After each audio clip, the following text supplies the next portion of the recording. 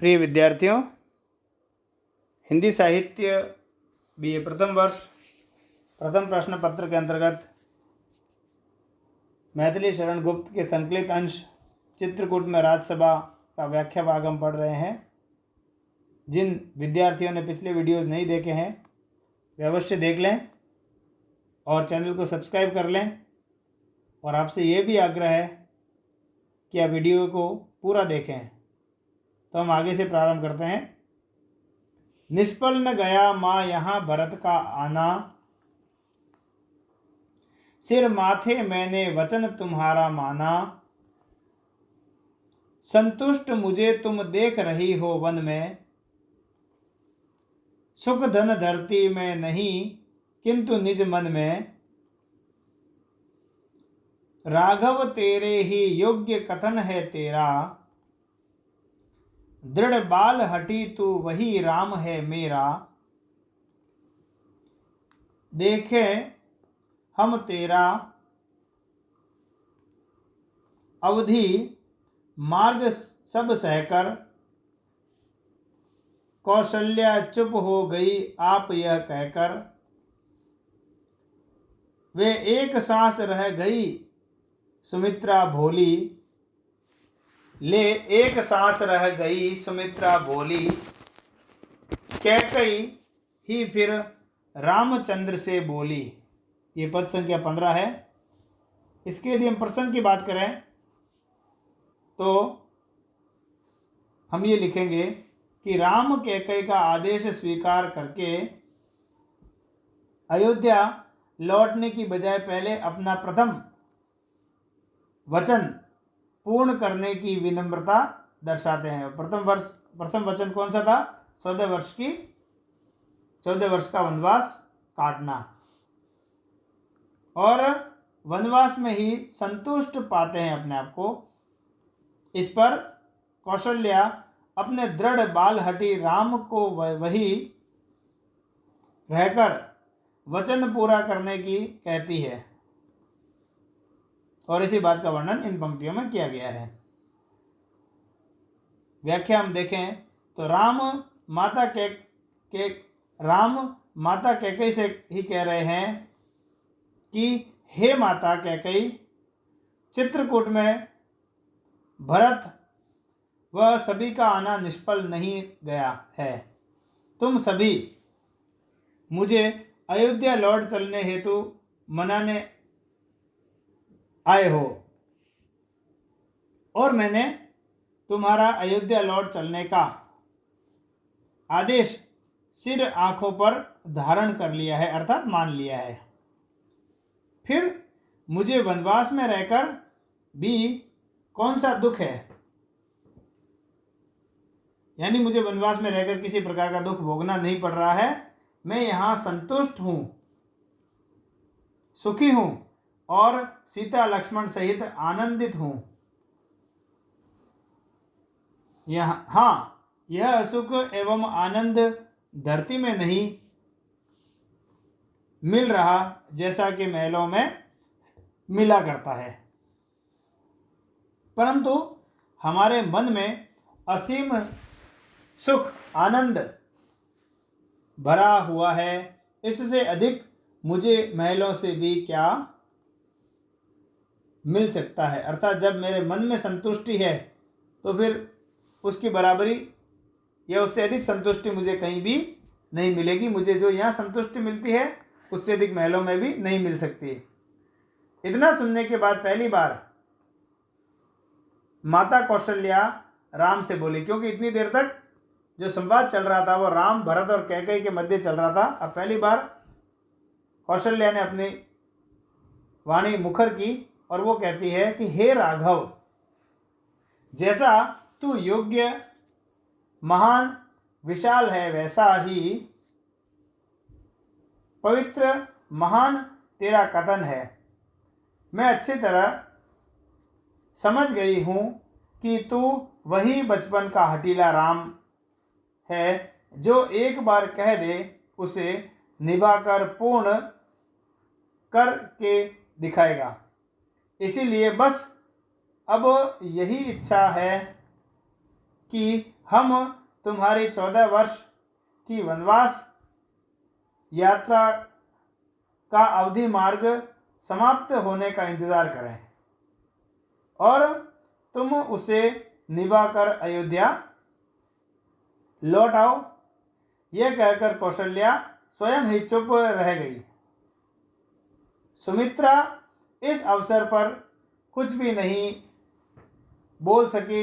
वह भोलेपन की मूर्ति केवल एक उसास यानी एक सांस लेकर, लंबी सांस लेकर रह गई। फिर राम से माता कैकेयी ही कुछ कहने का प्रयास कर सकी।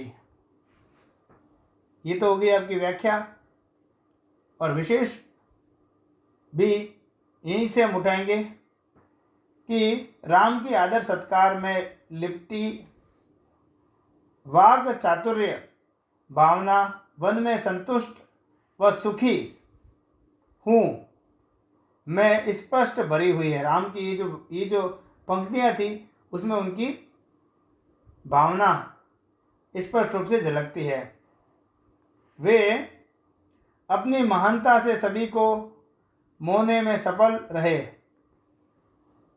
कौशल्या के कथन से उसका मातृत्व व राम का प्रतिज्ञा पर अडिग रहना प्रकट हुआ है।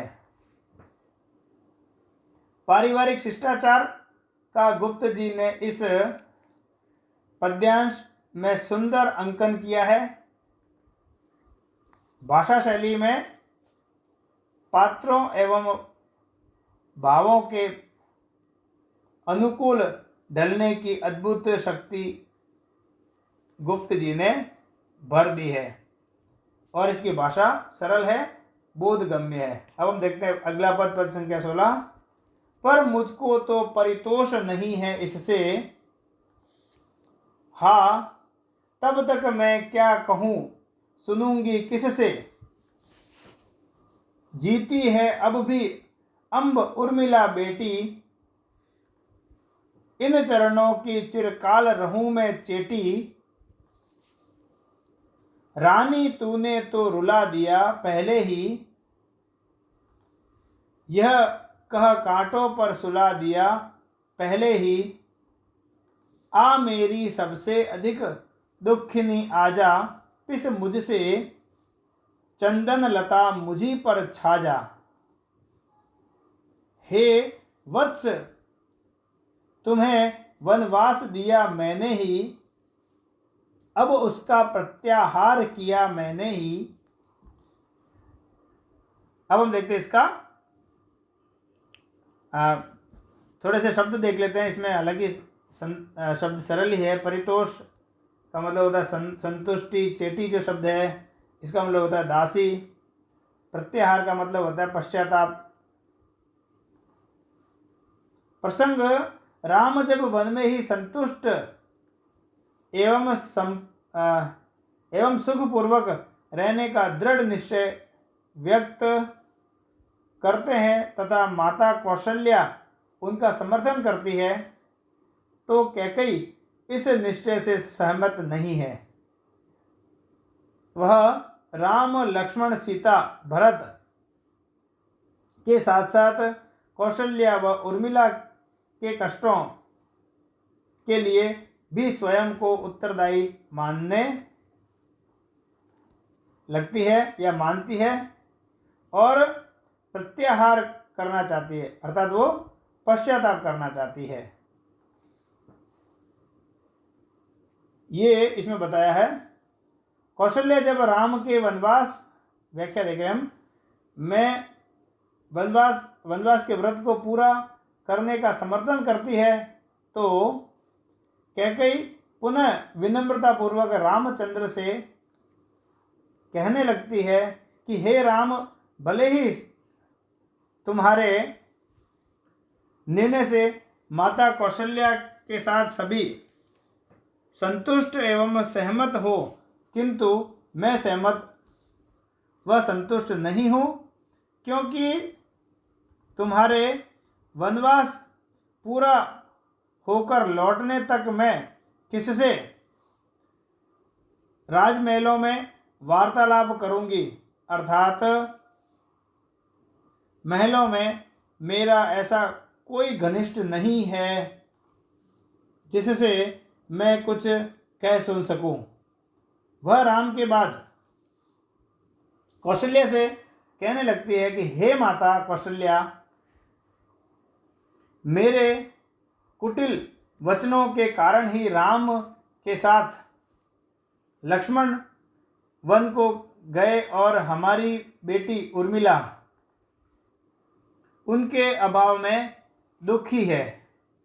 इस घोर अपराध की भागीदार मैं लंबे समय तक आपके चरणों की दासी बनी रहकर सेवा करूं तो कम है। कैकेयी की भावना है कि भगवान उसे इन सभी के चरणों की दासी बनाए ताकि सेवा करके वह अपने पाप का प्रायश्चित कर सके। कैकेयी के इन पश्चाताप दयनीय विनम्र शब्दों को सुनकर कौशल्या कहने लगती है कि हे रानी, तुमने तो इससे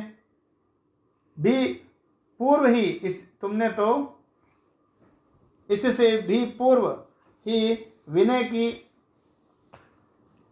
याचना करके हमें रुला दिया है और अब तो और भी विनम्रता प्रकट करके जैसे हमें कांटों पर सुला दिया है। अर्थात तेरी इस भावना से हम बड़े दुखी हैं, अतः सबसे उपेक्षित रही, दुखों से दुखी रही कैकेयी, अब मेरे पास आ जा तथा मुझे अपना आश्रय स्थल मानकर मेरी गोद में आ जा।